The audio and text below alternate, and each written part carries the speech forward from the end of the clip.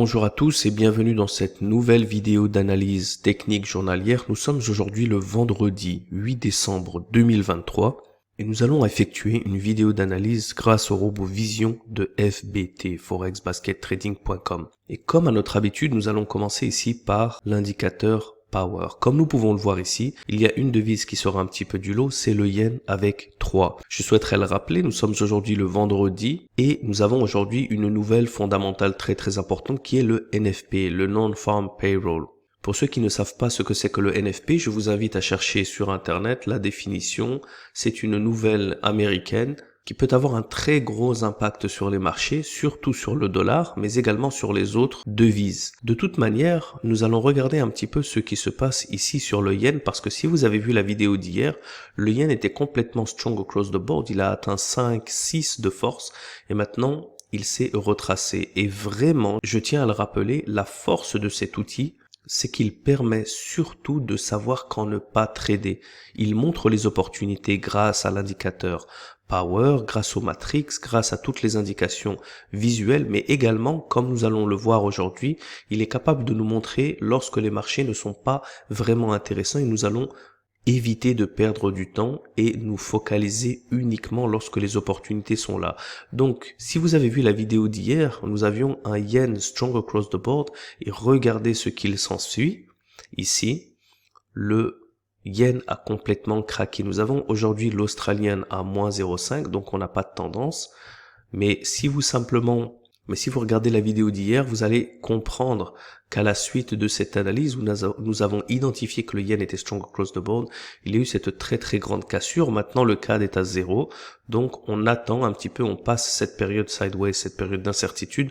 Le Suisse est à 0, donc le Suisse yen, on le laisse de côté. Hier, nous avions une opportunité, mais aujourd'hui, non. L'euro est un peu faible, à moins 1, le yen est à 3. On a une très bonne tendance à long terme et à court terme. On a eu la grosse cassure du yen, on a cette dernière lock ici qui est toujours respectée. Donc, l'euro-yen est intéressant, mais c'est la seule paire pour l'instant. Le sterling-yen également, il est assez corrélé ici avec l'euro, il est assez intéressant également. Le New Zealand, il est un petit peu en contre-tendance ici, mais d'une manière générale, il a également une indication avec une lock qui est respectée. Donc on continue à être bon sur l'euro-yen, le sterling-yen et le New Zealand-yen. Et le dollar-yen ici, voilà, le dollar est également fort, il est à 1, donc on n'a pas de tendance ici, on part un petit peu en contre-tendance, donc il n'est pas intéressant, comme vous pouvez le voir, les supports sont en train de monter, les résistances sont les unes à la suite des autres ici, donc on n'a pas de tendance court terme, on les laisse de côté. Mais l'avantage d'effectuer une analyse technique journalière, c'est une fois qu'on a trouvé une très bonne opportunité, une autre journée où nous avons eu encore une fois de bonnes opportunités, eh bien c'est ce genre de scénario ici qu'on préférerait laisser de côté pour plusieurs raisons. Premièrement, on a un NFP aujourd'hui. Deuxièmement, on est un vendredi, ce qui est lié au NFP, donc on va également éviter de pousser la chose un vendredi après-midi. Et troisièmement, si on n'avait pas eu d'opportunités durant la semaine et qu'il y avait des opportunités, on pourrait potentiellement les considérer. Mais l'avantage de justement analyser les marchés comme ça chaque jour, c'est que si on a eu des opportunités tout au long de la semaine, on a vraiment été gâté avec un début de mois qui nous a montré de très bonnes forces, très bonnes faiblesses, des bonnes corrélations et des opportunités de basket, eh bien c'est ce genre de scénario qu'on préférait laisser de côté plutôt que de précipiter et de trader en période de haute volatilité comme ce jour de NFP. Et enfin, du fait que nous analysions toutes les corrélations les unes à la suite des autres et en 3 dimensions, en mode ce qu'on appelle Rubik's Cube, comme vous pouvez le voir, le dollar par exemple ici qui va être très affecté par le NFP, qui est la devise principale, on va la comparer avec une autre paire simplement pour qu'elle ne se chevauche pas ici. Donc voilà, nous avons le dollar et comme vous pouvez le voir ici, il était en force et puis maintenant il flirte aux alentours des 0 et des 0,5 et il est complètement indécis. Donc c'est une confirmation ici, lorsqu'on a ce genre de scénario, on a un dollar à 0,5, 1, vous voyez, il a un petit peu du mal ici, il est indécis. On a un New Zealand à moins 1, on n'a pas vraiment quelque chose de très fort. On a un euro ici qui est en train de flirter entre les 1,05, entre les moins 1 et les moins 0,5, un Suisse à 0, un CAD à 0, un AUD à 0, donc tout est sideways. Et la seule devise qui sort du lot, qui est le yen, c'est une devise qui déjà nous a donné beaucoup d'opportunités durant la semaine. Et c'est pour cette raison que le robot nous permet vraiment de comprendre lorsque il vaut mieux rester de côté plutôt que de forcer l'analyse jour après jour et d'entrer dans des baskets jour après jour. Je vais répondre maintenant à une question qui est très importante parce qu'on se focalise sur les analyses journalières pour vous permettre à votre tour, lorsque vous aurez l'outil et pour ceux qui ont déjà l'outil entre leurs mains, le robot, de pouvoir apprendre de ces analyses et de perfectionner justement le trading du basket. Toute la partie qui concerne ici le money management, le risque management, la prise de basket en simulateur puis en réel, c'est une partie ici qui est laissée libre pour le trader.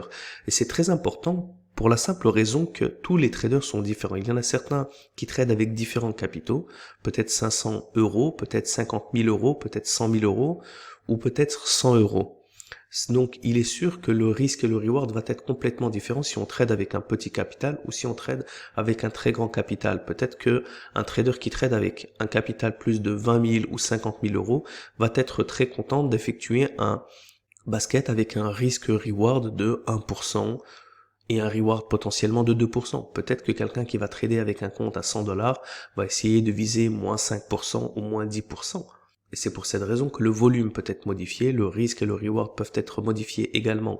Deuxièmement, le nombre de baskets qui sont ouverts, comme vous pouvez le voir à travers les analyses, ça dépend énormément de ce que le marché donne.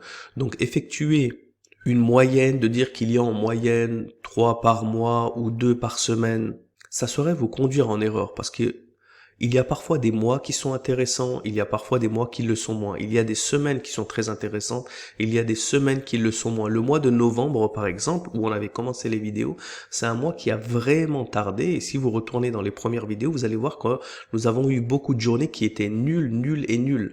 Donc dire qu'on a une moyenne de 3, ça serait forcer la chose. Et donc si vous rentrez dans un mois qui est pas intéressant, vous allez avoir ce FOMO, Fear of Missing Out, de dire « Ah, je n'ai pas tradé depuis 6 jours, aujourd'hui, je pense qu'il y a une opportunité. » Non, ça ne marche pas comme ça. L'analyse, c'est comme le surf. Si les conditions ne sont pas bonnes, il vaut mieux rester de côté plutôt que de faire n'importe quoi. Mais lorsque les conditions sont bonnes, peut-être qu'on peut entrer tous les jours.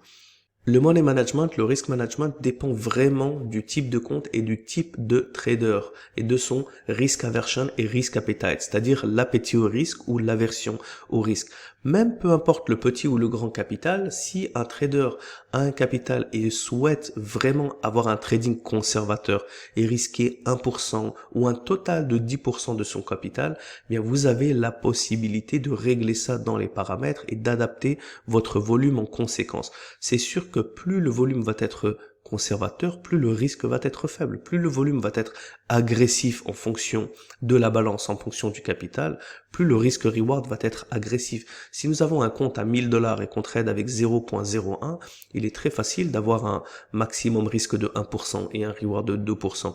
Mais si avec un capital de 1000 $, nous tradons avec un volume de 1 lot, où chaque point, par exemple pour les devises majeures, chaque pip va être l'équivalent de 10 $ qui représente déjà 1%, avec un point, il est bien normal que le risque et le reward vont être beaucoup plus agressifs.